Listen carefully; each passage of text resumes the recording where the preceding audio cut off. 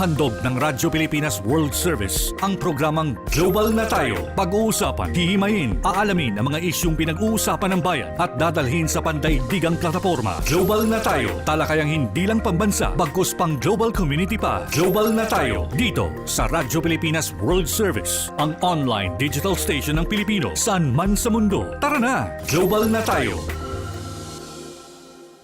Magandang araw sa ating mga tagapakinig at taga-subaybay dito sa ating himpilang Radyo Pilipinas World Service. Narito na naman tayo para sa isa na namang edisyon ng programang Global na Tayo kung saan atin pong dinadala sa pandaigdigang plataforma ang mga mahalagang usapin dito sa ating bansang Pilipinas. Sa ngalan po ng ating kasamang si Ray Sampang, ako po muna ang inyong makakasama ngayong araw na ito, Steph Vicente, para sa more or less 30 minutes po ng talakayan patungkol nga po dito sa mga issue mapaloob man o mapalabas ng ating bansa na may bigat po o impact sa atin pong mga kababayan. Kasalukuyan po tayong nasusubaybayan sa pamagitan ng ating official Facebook page, ang Radyo Pilipinas World Service. Pakisearch na lamang po sa inyong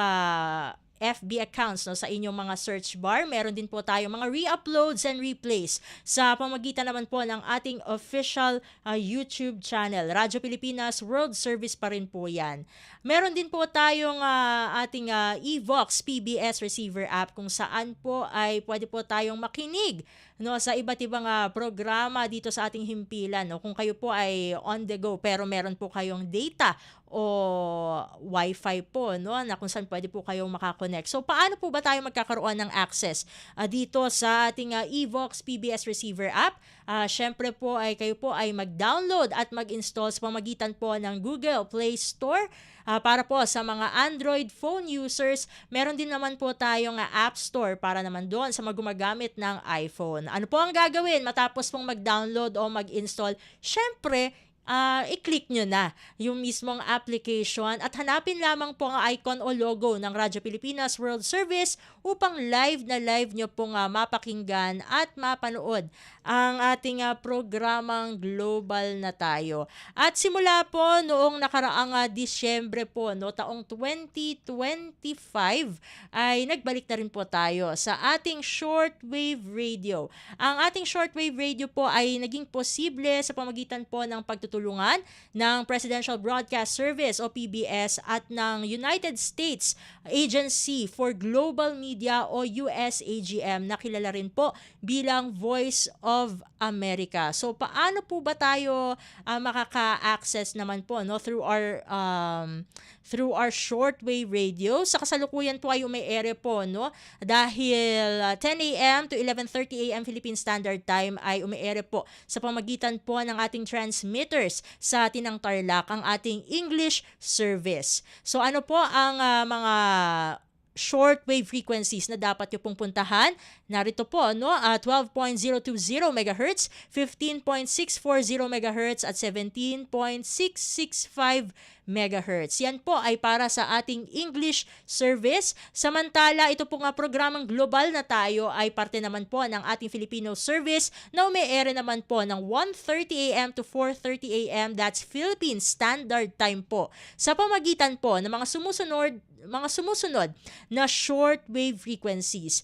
9.370 MHz, may alternate po yan na 15.200 MHz at meron din po tayong 9.925 MHz at 12.120 MHz. So yan po ang ating mga shortwave frequencies na dapat yung pong puntahan para kayo po ay makapakinig, maging posible po ang inyong pakinig sa pamagitan po ng shortwave radio receivers, kasi meron naman tayong transmitters sa Tinang Tarlac. Syempre, atin pong i-acknowledge po ang ating mga kasamahan sa Voice of America dahil naging posible po ulit itong ating shortwave radio. At speaking of pagpapasalamat, syempre unahin na nating pasalamatan muna ang ating mga kasama dito sa ating studio sa pamumuno pangunguna po ni Ma'am Susan Aison para sa ating Master Control.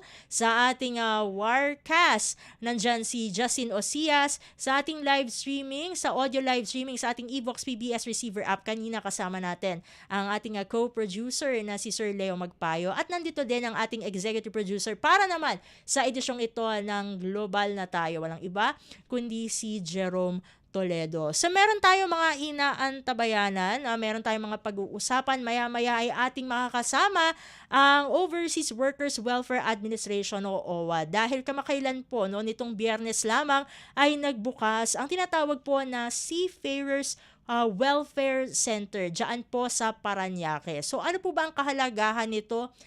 Bakit ba ito itinayo? At paano ba makikinabang ang ating mga seafarers sa naturang establishment na ito? So makakasama natin maya-maya ang ating butihing administrator diyan sa OWA, walang iba kundi si Attorney Patricia Yvonne Kaunan. At bukod dito sa ating magiging panayam kay Admin Kaunan ay inaantabayanan din natin po ang ating presidential event dahil nakikiisa po ngayon ang ating Pangulong Ferdinand R. Marcos Jr. sa, kung hindi po ako nagkakamali, 7th anniversary ng DSUD. So, mamaya abangan natin yung kanyang talumpati.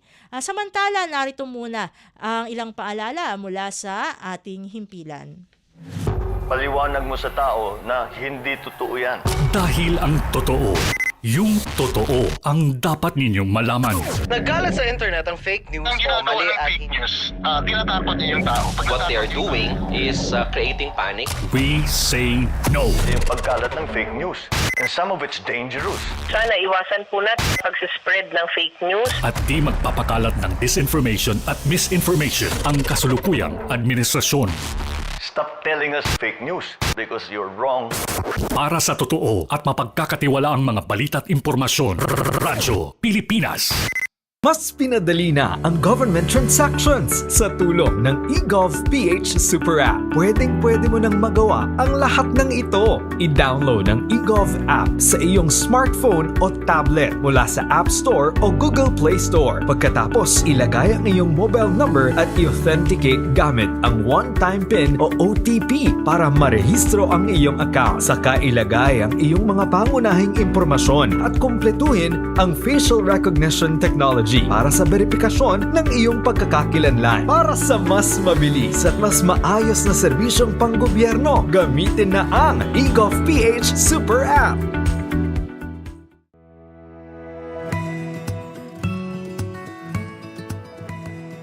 Sa isang bagong Pilipinas, hindi dapat makambang pamilyang Pilipino sa mga bayarin sa ospital. Kaya naman sa Zero Billing Policy, libre ang inyong paggamot sa lahat ng mga Department of Health hospitals. Mapa-inpatient, outpatient, o emergency services. Isama na rin ang mga mamahaling gamot, lab tests, therapy, at marami pang iba. Libre ang inyong paggamot. Ang pangangalaga sa kalusugan ng mamamayan ay ang ating pangunahing tungkulin dahil ang serbisyong medikal ay karapatan at hindi dagdag pasanin. Tayo po yung nagbabalik na sa ating programang Global na Tayo. Sa ngalan pa rin ang ating kasamang si Ray Sampang. Ako po ang inyong lingkod, Steph Vicente. Tayo dadako na sa ating panayam para sa araw na ito dahil tulad ng aking nabanggit kanina, kamakailan po ay formal nang binuksan ang Seafarers Welfare Center sa Parañaque City. At kasabay nito, opisyal na rin inulunsad po ang ikatlong branch ng alagang OWA Yakap at Gamot Botica. So kaugnay po nitong mga kaganapan na ito at meron din tayong tatalakayan din, no, maya-maya patungkol naman sa naging pagbisita naman po, no, ng mga opisyal mula sa Committee on Labor and Social Affairs ng Germany. So makakasama na po natin ngayon via phone patch, walang iba kundi si Administrator Patricia Yvonne Kaunan ng ating Overseas Workers Welfare Administration o OWA. Admin Kaunan, welcome po sa Global na Tayo. Si Steph Vicente po ulit ito ng Radyo Pilipinas World Service. Magandang umaga, Steph. Magandang umaga po sa lahat ng nakikinig at nanonood sa atin ngayon. Maraming salamat po, Admin, sa pagsama niyo po ulit dito sa Global na Tayo. Diretso na po ako sa mga tanong po, no? Ano po ba ang pangunahing layunin nito pong bagong bukas na Seafarers Welfare Center dyan po sa lungsod ng Parañaque? Well, alam naman natin, no, nung 2024 September, na ipasa, naging batas na yung Magna Carta o Filipino Seafarers no, Republic Act 12021. No? At nakasaad doon, Section 87, na ang OWA ay inaatasan na magtayo ng hindi bababa sa siyam, no, na Seafarer Welfare Centers sa mga lugar na naka-specify din doon, no, Steph? At isa doon, of course, ang Metro Manila. Masabi ko na yung mga lugar, Steph. Metro Manila, Pangasinan, Bulacan, Cavite, Batangas, Iloilo, Cebu, Cagayan de Oro City, and Davao City. And sinabi rin doon na pwede rin sa mga ibang lugar na ma-determine ng OWA na kakailanganin ng ganitong Seafarer Welfare Center. So, importante ito dahil ang mandato namin ay syempre to implement welfare programs at isiguraduhin, no, na merong pasilidad kung saan mabibigay natin at mapapadali ang pag-access ng ating mga seafarers sa iba't ibang serbisyo ng gobyerno. Sa pamagitan po, no, nitong Seafarers Welfare Center, paano po ba nito mapapadali ang pag-avail ng services ng ating mga seafarers maging ng kanilang mga pamilya? Isa na lang yung pupuntahan, Steph, ng ating mga seafarers. Kasi dito sa Seafarer Welfare Center, imagine nandito na ang Department of Migrant Workers. Nandito, of course, ang OWA. Nandito ang PAO, nandito ang SSS, Pag-ibig PhilHealth. Siyempre kasama rin natin ang TESDA at ang NMP. National Maritime Polytechnic yun na nagpo-provide din ng training under the Department of Migrant Workers. And then, nandito rin yung iba nating mga partners from the NGOs na nagbibigay ng iba't ibang mga serbisyo. Isa dyan yung Love Yourself na napaka-importante because our partnership with them focuses not only on HIV awareness but yung sexual health na marami tayong mga OFWs and seafarers na minsan, no, na nagkakaroon ng kumbaga ng agam-agam, lalo na kung halimbawa malaman nila that they are, for example, meron silang ganitong klaseng mga concerns, hindi nila alam kung saan sila pupunta, Steph. So, importante na lahat yun ay nasa isang lugar na lang. Isa na lang ang pupuntahan nila. And dito sa Metro Manila, ito yung binuksan natin itong before mag-Valentine's Day. Dahil nabanggit niyo po, no, na kumbaga isa na lang po ang pupuntahan ng ating mga mandaragat po, no, at kanilang mga pamilya para maka-avail po ng iba't ibang serbisyo ng ating pamahalaan. Sa pamagitan po, no, ng hakbangin ito ay paano po mababawasan ang tinatawag po na bureaucratic bottlenecks sa pamagitan nga po nitong consolidated services na mga ito? Yun ang aming guidance, no, to make sure na mas madali yung magiging proseso namin. Bawat isa namang ahensya sa gobyerno, may direktiba kasi ang Pangulo, ilapit yung serbisyo ng gobyerno, ng pamahalaan sa ating mga mamamayan. No?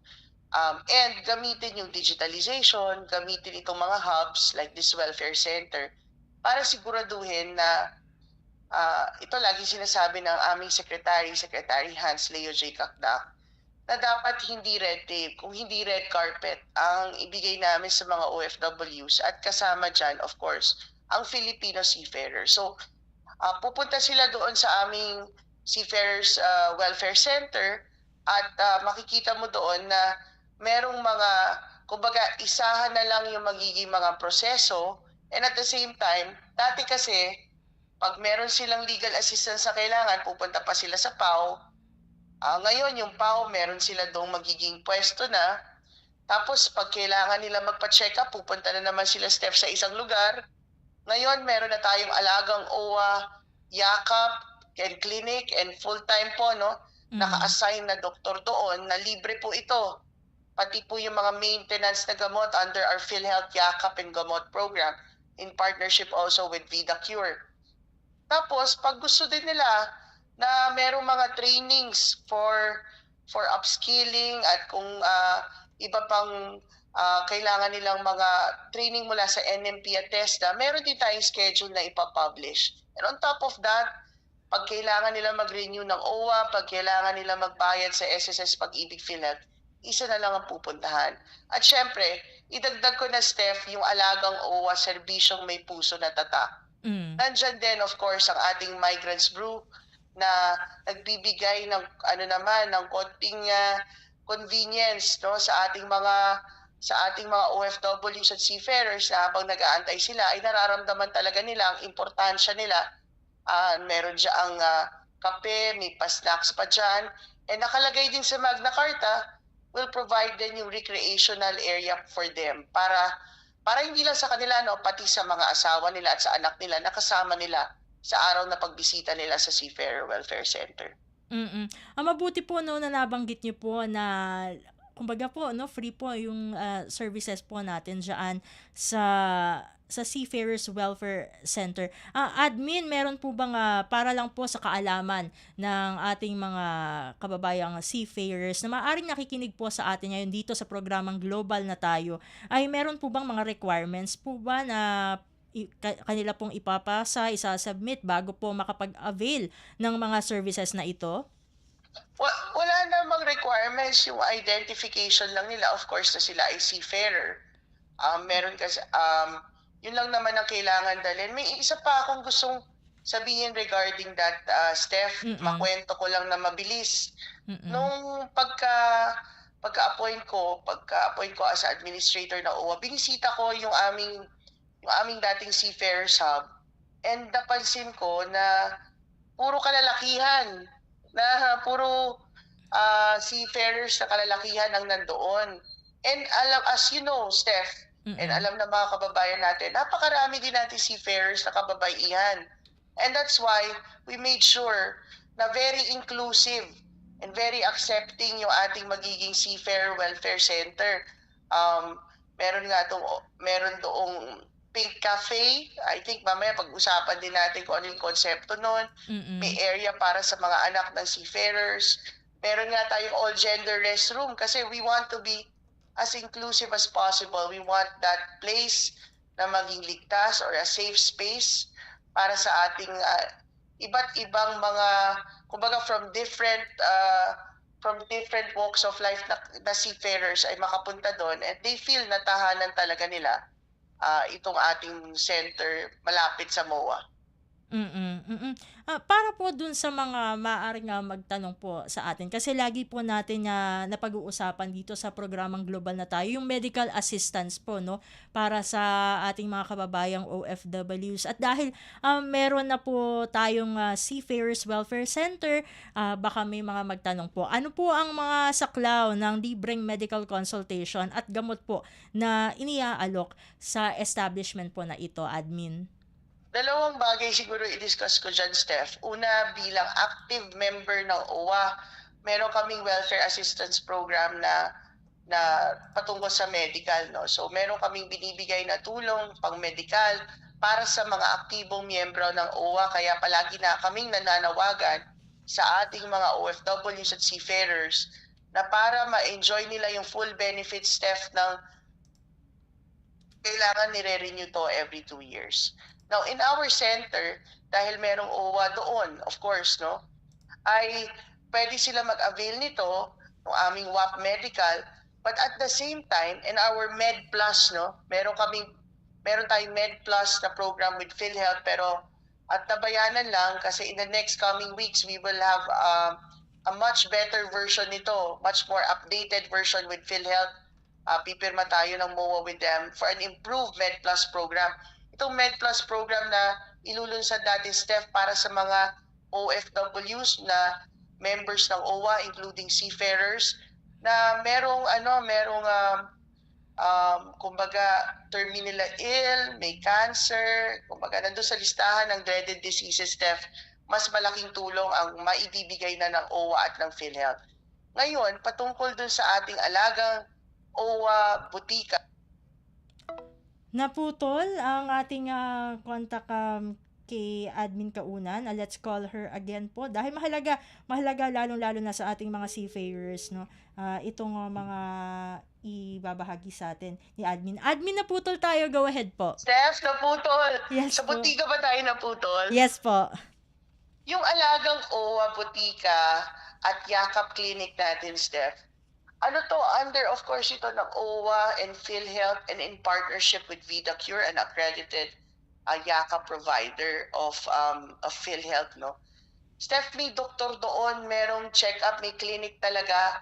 And alam mo, sabi mo nga, pangatlo na namin itong nabuksan. Una sa central office sa OWA sa Pasay, pangalawa sa Tugigaraw, at pangatlo itong para sa seafarers. Talagang prioritize namin itong sa seafarers, Steph, kasi doon sa central office namin sa OWA, yung una naming butika at clinic, ay araw-araw laging may seafarer na pumupunta. So sabi ko talaga, kailangan magkaroon ng sarili para sa ating mga kababayan na marino, na magkaroon sila ng sarili nilang clinic at butika, no?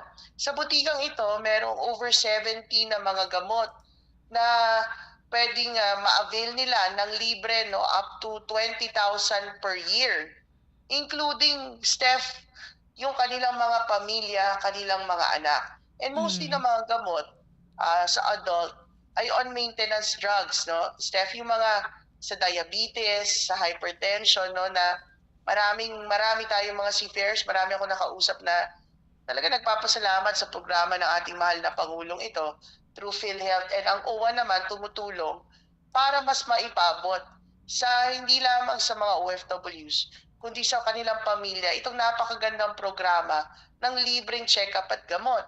And Steph, hindi pa tayo natatapos dyan. Under, of course, this program, meron ding libreng cancer screening at laboratory exam. At tutulong ang OWA kasi meron tayong kapartner na laboratory na kami na ang mag-shuttle doon sa worker na kakailanganin or seafarer or pamilya na nakakailanganing maidala from our Seafarer Welfare Center papunta doon sa laboratory kung saan gagawin yung kanyang exam. So lahat yan, Steph, libre yan. Ayan, nabanggit na yan ni Admin, libre po itong mga serbisyong ito. Kanina nabanggit nyo na po yung sa Love Yourself booth. So tatalunin ko na po, no, ito at pag-usapan naman po natin itong recreation area na nabanggit nyo kanina. So ano po ba mga inclusions po, no? Itong naturang recreation area na ito at paano po tinutugunan ng recreation area at mental wellness space ang stress at mental health concerns ng ating mga seafarers? Every day, no, kahit dun sa aming dating Seafarers Hub, nagkakaroon kami ng mga training sessions dun sa open area namin. Kumbaga, ang kapihan ng OWA, hindi lang yan libreng kape. Meron diyang learning session at meron din diyang mga financial literacy, Steph, napaka-importante nun, sessions. Of course, meron din dyan as to dealing with stress and mental and improving one's mental health and wellness. Yung partnership namin with Love Yourself, and as you know, ang ambassador ng Love Yourself is also OWA Ambassador Pia Wurzbach John Sino. Marami tayong mga kababayan, and nung pumasok ako sa OWA, and ito naman, naibalita na rin, no, na dumadami yung number ng mga HIV positive nating mga kababayan, and marami din, no, na OFW or seafarer, no? Ang concern talaga, Steph, and I've been a witness to this, minsan pag nangyayari sa kanila yon, talagang nalulugmok sila, nawawalan ng pag-asa, hindi nila alam kung sino lalapitan, saan sila kukuha ng gamot, Steph. Yung iba pa, nakakalungkot, talagang sinasabi, feeling nila mamamatay na sila. And that's why it's very important to first put this out, no, this program that we have, and make sure that our OFWs at mga seafarers, alam nila na pag may ganitong problema, lumapit sa OWA dahil meron tayong partnership with Love Yourself, meron din tayong, of course, strong relationship with the Department of Health, matutulungan natin sila, Steph. So, very private yung room na yan, Steph, no? Doon sa Seafarer Welfare Center. And we made sure na nandoon siya para kung meron tayong kababayan, whether seafarer siya or pamilya ng seafarer, na may ganitong klaseng concern, hindi lang HIV, kundi other sexual health concerns, nandoon na ang ating pasilidad at nandoon na ang mga eksperto para bigyan sila ng tulong at bigyan sila ng advice, bigyan sila ng access sa mga gamot at treatment. At kanina po no, eto pag-uusapan na natin. Ano po ba yung konsepto no o layunin sa likod po ng tinatawag po na pink area para sa ating women seafarers at kanilang mga pamilya? Steph, kasi nga nung USEC pa ako sa DMW, nakapunta naman ako even during the grand launch ng Seafarers Hub. Pero naging admin ako ng OWA, bumalik ako doon sa Seafarers Hub. Napansin ko lang, Steph, walang babaeng seafarer. And tinatanong ko yung mga kasamahan ko sa OWA, sabi nila talagang madalang na may bumisita na babae or member ng LGBTQIA+ community, no? Ang programa ng gobyerno para sa lahat, and that's what we want to make sure, no? And itong Pink Cafe is a testament na ang OWA ay inclusive, ang OWA ay para sa lahat, at bubuksan natin ang pasilidad para sa lahat at open and welcome para sa lahat. So we made sure na yung area na yan is something that they would feel na komportable sila, Steph, and they feel safe. And kumbaga, we want to make sure na ma-emphasize talaga the inclusivity or the inclusivity value or principle we're really implementing here in OWA, na lahat ay welcome dito sa Seafarer Welfare Center. So we'll be introducing also capacity building and training programs and activities and services for women and members of the LGBTQIA+. As you know, Steph, this coming March, National Women's Month. So we will be having a lot of programs and activities for our seafarers, our female seafarers at our welfare center. So inaanyayaan ko talaga, Steph, sila na bumisita at maramdaman yung hindi lamang alagang OWA, kundi alaga mula sa pamahalaan. Kanina po no nabanggit niyo po no itong kumbaga yung mga trainings po no. Mga anong klaseng skills training or upgrading programs po ang maaring mai-avail po ng ating mga seafarers diyan po sa Seafarers Welfare Center? Naayon kasi sa Magna Carta for Seafarers, inaatasan ng TESDA at ang National Maritime Polytechnic or NMP under the Department of Migrant Workers na mag-offer ng mga non-degree courses or programs on maritime education and training and other capacity building or upskilling programs para sa ating mga marino, especially yung nandun sa Seafarer Welfare Center. Kasi, Steph, marami ding pumupunta sa center natin na naghahanap ng oportunidad, ibang oportunidad na para magtrabaho. So, kami ay naka-schedule na makipag-usap, umupo with NMP and TESDA para malinya na magkaroon ng training calendar ba para malaman ng ating mga kababayan ano ang iba't ibang programa. But definitely what we're offering on the part of OWA, and on the part of course, TESDA and NMP, we will be giving them opportunities for upskilling or reskilling, Steph, no? So dalawang bagay yan, no? May iba na gustong linya pa rin ng maritime, may iba naman siguro interesado na magkaroon or magtayo ng negosyo kasi tapos na yung kanilang career bilang seafarer, or gusto nila magbago ng kanilang hanap buhay, or gusto nila magtayo ng negosyo, as I said. So, iba't ibang mga programa ito. What we're going to do, as we have done in our old Seafarers Hub, is to publish this so that our seafarers will also be apprised and aware of the different programs na pwede nilang i-avail dito sa ating welfare center. Madagdag ko lang, kasama din dyan, meron din tayong mga learning sessions when it comes to the legal rights of seafarers. So nag-iimbita rin tayo ng mga abogado, both private and in government, to discuss yung mga karapatan ng mga seafarers, the process and procedures na lagi nilang tinatanong. So, and alam mo, pinakamaganda, nakalagay din sa Magna Carta, ay patuloy ang pagkukonsulta dapat ng OWA sa iba't ibang mga stakeholders, Steph, most especially sa ating mga seafarers, kung ano ba talaga yung mga training programs na gusto nilang ma-i-offer natin doon sa ating center. So we will also have those consultations siguro within the next few weeks. At bago ko po hingin yung inyong mensahe, no, regarding the Seafarers Welfare Center, ay meron tayong isa pa, no, na usapin, which is yung pagbisita po ng delegation, no, from the Committee on Labor and Social Affairs ng Germany upang pag-aralan itong mga programa, polisiya at serbisyong ipinagkakaloob ng OWA para sa kapakanan ng mga migranteng manggagawang Pilipino. So admin, ano po ba itong mga partikular na programa at polisiya ng OWA na pinaka-interesado pong pag-aralan nito pong mga officials po, no, from Germany?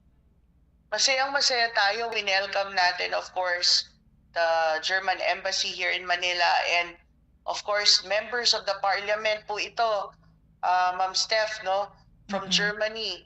And they visited OWA.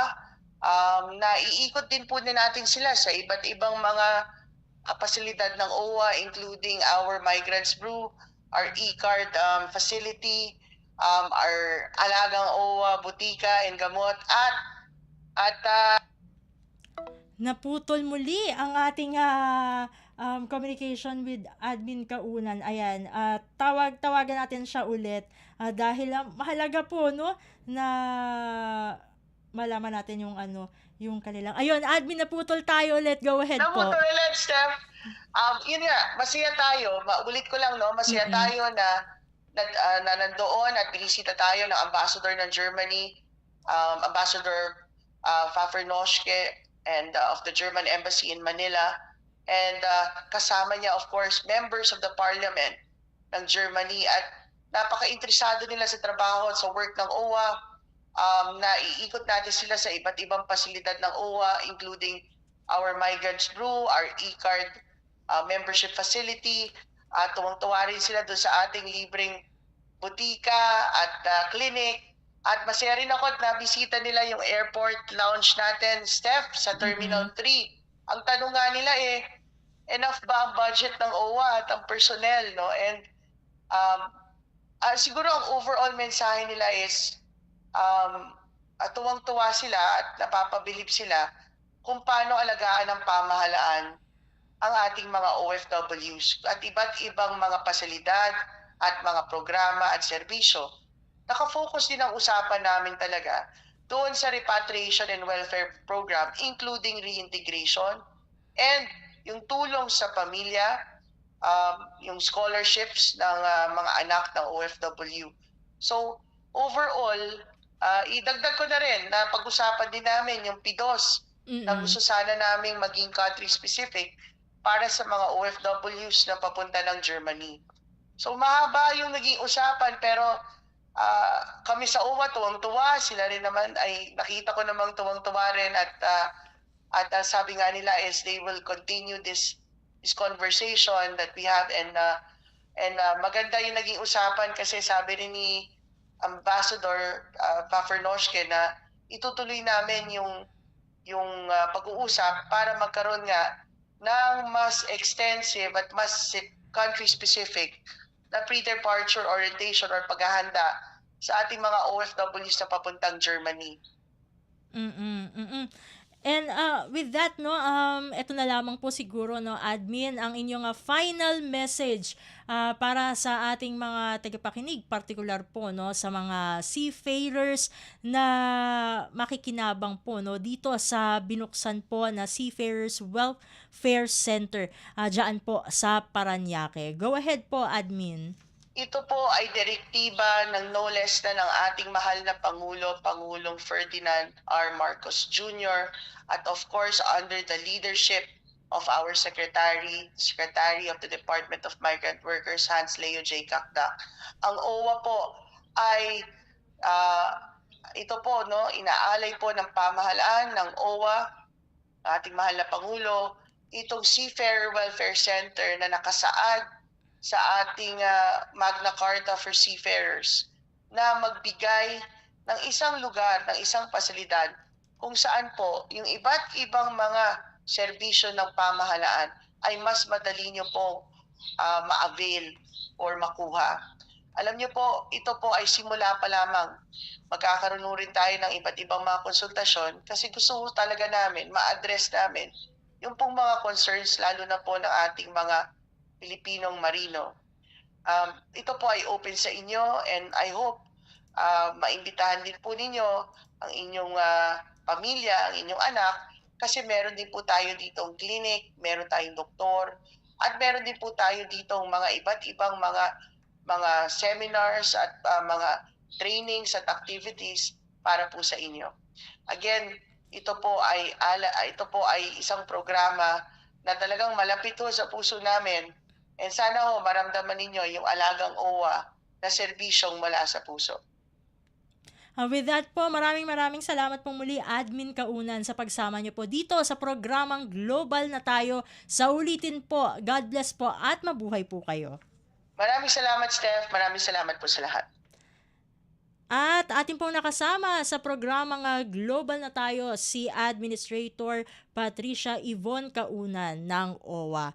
Atin na pong bibigyang daan ang talumpati ng ating Pangulong Ferdinand R. Marcos Jr. Kaugnay po yan, no, ng ikapitong anibersaryo ng Department of Human Settlements and Urban Development o DSUD. Dahil maraming kaganapan, no, kaugnay nito anniversary po ng naturang ahensya na may temang 7 years of continuing service, celebrating our people and partners in building homes, building communities, and building happiness. Narito na po ang mensahe ng ating Pangulo. Mula sa Presidential Communications Office at Radyo Pilipinas, ito ang Presidential Live Event. Presidential Live Event. Ang leadership ng lalawigan ng Rizal, nandito po, 1st District Representative Rebecca Maria Inares and Rizal Provincial Governor Nina Richie Inares Chongbian, Taytay Municipal Mayor Artin Martin de Leon, Mega White Construction Corporation President and CEO Edgar Saavedra, the President of the University of the Philippines, Attorney Angelo Jimenez. Ito ang pinakamahalaga sa lahat dahil siyang nagpo-provide ng pondo natin dito para dito sa malalaking proyekto na ito, ang Pag-ibig Fund Chief Executive Officer Marilyn Acosta.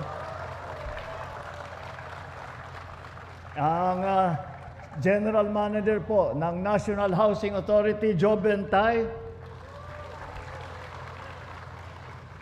Ang isa pa to na napakahalaga para tumutulong dito sa mga proyekto natin ganito, Social Housing Finance Corporation President and CEO Federico Lacsa.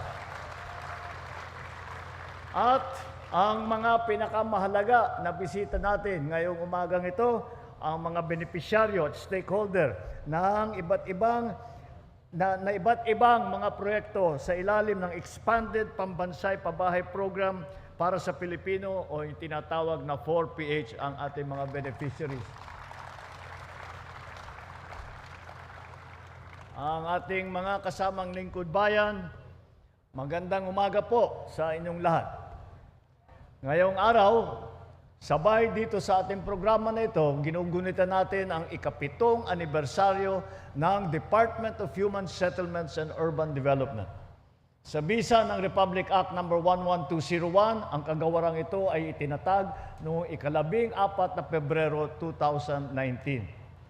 Siguro tama lang din na tuwing Valentine's Day ang inyong anibersaryo dahil ang pagbibigay ng maayos na tahanan sa bawat Pilipino ay isang labor of love. Alam natin na sa mahabang panahon, hindi naging madali ang pangarap na ito. Maraming kababayan pa natin ang nanguupahan ng walang katiyakan. Ang iba naman, walang sapat na proteksyon ang tirahan laban sa sakuna. Ang mga hamon na ito ang patuloy na tinutugunan ng DSUD. Mula noon, ang DSUD ang nagsisilbing pangunahing ahensya ng pamahalaan na responsable sa pamamahala, pagpaplano at koordinasyon ng mga programa para sa pabahay at urban development sa buong bansa. Mas lalong naging makabuluhan ang selebrasyong ito dahil sa pag-award natin sa ating mga benepisyaryo ng pabahay mula sa iba't ibang housing modality sa ilalim ng Expanded Pambansang Pabahay para sa Pilipino Program o yung 4PH. Natunghayan natin ang pagkakaloob ng mga symbolic key para sa mga benepisyaryo ng vertical at horizontal housing. Nagbibigay din tayo ng Certificate of Lot Award at cheque na magagamit ng mga pamilya para sa land at site development sa ilalim ng Enhanced Community Mortgage Program o yung tinatawag na ECMP. Iginawad naman natin ang Certificate of Entitlement para sa mga benepisyaryo ng Presidential Proclamation na dekada-dekada nang inaantay ang araw na ito. Sila po ang mga kinatawan ng mga pamilyang natulungan natin na makamit ang pangarap na panatag sa lupang tinitirahan at bagong pag-asa sa bagong tahanan. Naway alagaan ninyo ang inyong mga bahay at punan nito ng maraming magagandang alala kasama ng inyong mga mahal sa buhay. Ang mga tagumpay na ito ay bahagi ng ating masinsinang pagpapatupad ng programa ng pabahay. Mula Hulyo ng 2022 hanggang Enero ng 2026, tayo ay nagkagawa at nakapag-finance na higit 423,000 housing unit. Malayo na ang ating narating. Ngunit patuloy pa rin tayong nagsisikap upang maabot ang ating target na bahay sa mga susunod pa na taon. Sa kasabay ng pagpapabilis ng konstruksyon ng mga ito, pinalalakas din natin ang mga mekanismo upang mas maging magaang ang pagkuha ng tahanan. Dahil sa mga reforma sa Pag-ibig Fund na ibaba ang interes sa mga housing loan, mas dumami ang ating mga kababayan na nakikinabang sa mga programang ito. Sa tulong naman ng subsidy mula sa pamahalaan, mas maraming pamilya na ang may pagkakataon magkaroon ng sariling buhay. At hindi po kami titigil dito. Ang pagbisita natin sa precast plant na ito ay isang hakbang patungo sa pagbuo ng mga tahanan sa ating bansa gamit ang makabagong teknolohiya. Dito po ay atin natunghayan ang isang napakahalagang proseso kung paano mas mapabilis ang produksyon ng mga housing unit. At layunin natin na ang bawat Pilipino ay magkaroon ng bahay na ligtas, na disente at abot kaya. Gagawin po namin ang lahat ng aming kakayahan upang hindi lamang itong plantang itong nakikita ninyo ngayon, kung hindi madagdagan pa at maparami pa upang mapabilis ang konstruksyon at maparami ang aming maibibigay na tahanan. Kaya akmang-akma ang tema ng anibersaryo ng DSUD ngayong taon. 7 years of continuing service, celebrating our people and partners in building homes, building communities, and bringing happiness. Sa bagong Pilipinas, malinaw na walang pamilya ang dapat mapag-iwanan sa ating pag-unlad. Kaya patuloy na magtutulungan ang pamahalaan at pribadong sektor upang pabilisin ang produksyon, ayusin ang proseso at palawakin ang saklaw ng ating mga programa, lalo na ang Expanded 4PH program. Bagaman lumipas na po ang Valentine's Day, ang pag-ibig po natin sa serbisyo ay hindi magtatapos.